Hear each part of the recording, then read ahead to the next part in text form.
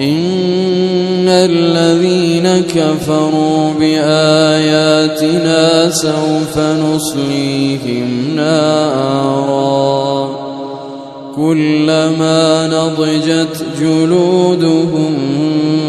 بدلناهم جلودا غيرها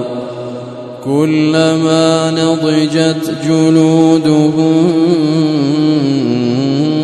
بدلناهم جلودا غيرها ليذوقوا العذاب إن الله كان عزيزا حكيما